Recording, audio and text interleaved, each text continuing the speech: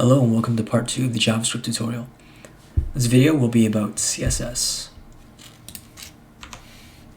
So in the first video I said we could kind of import a style sheet into our HTML, and that is through this line right here, where this is the name of your CSS file.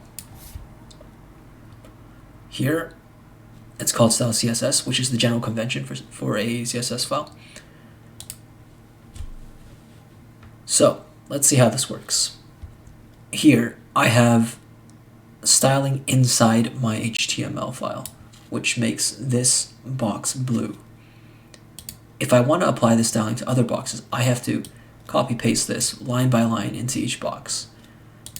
But there's definitely a better way of doing it, and that is through a CSS file. So I say this now, get rid of it. I can select all of my divs in my CSS file and apply the same styling to all my divs.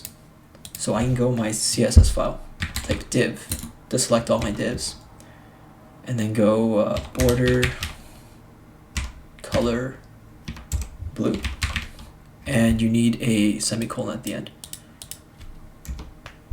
Border style solid, and now all of my divs have blue boxes around them. Something I didn't do in the last video was explain breaks. So in HTML, if you hit a new line and then you type like sentence here, it does not create a new line in the HTML file. If I save this, you'll see that the text appears on the same line. So the way that you create a new line is by adding an element called break, which is the equivalent of hitting enter. So I save this. You'll see that there's now spacing between each of my boxes, and you can now very clearly see that they're all separate boxes. Now you can select whatever element you want, and this will select all of the elements that are relevant. So body, let's copy this, black. And you can see, because the body encloses everything inside of it, that is these 4 boxes here, that the body only goes up to here.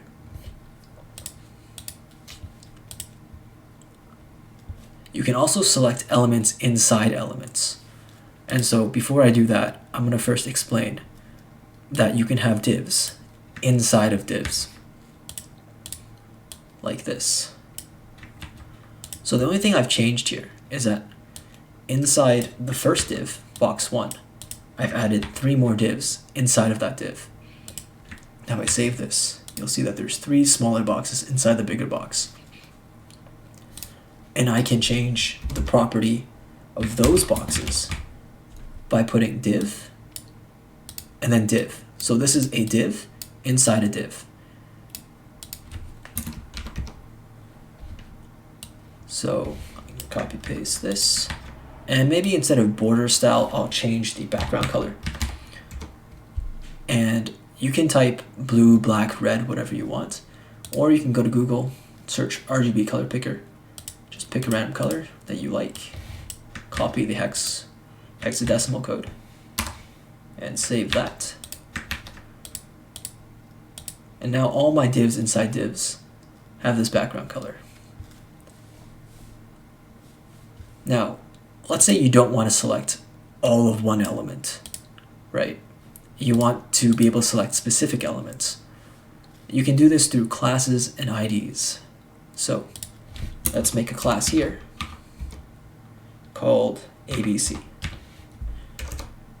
Whoops, didn't mean to do that.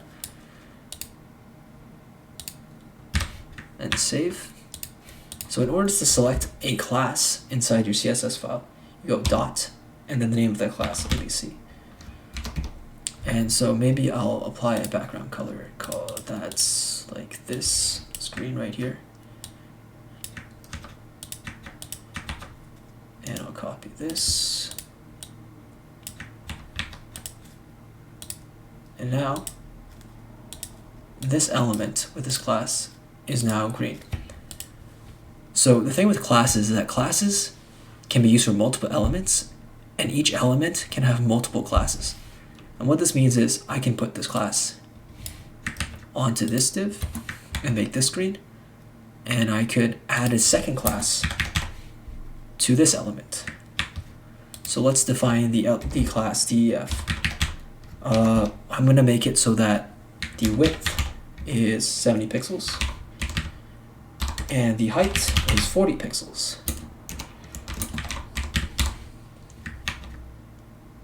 Now if I save this and I save this, you'll see that I've changed the size of this box, the dimensions of this box, and I've also made this box green. So these two have the class ABC, and this one also has the class DEF, which changes the size of a box. Now, in order to select specifically one element, there's this parameter called ID. And ID can only be used, or should only be used, for one element. And each element can only have one ID. So ID equals, let's call this word.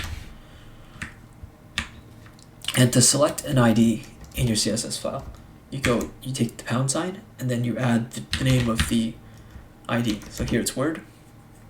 I'm going to change the font size, large. And for IDs and classes, you can call them whatever you want. It's all up to you. It's like a variable name. So I save this and I save this. Now you'll see that my box 2 has a slightly larger font. Now, one thing to note is that in CSS, let's say something applies to multiple elements, right? Or like multiple things apply to the same element. Let's say because this div right here has both ABC and DEF and word. If all three of these had background color, the one that would be applied would be the one that's most specific.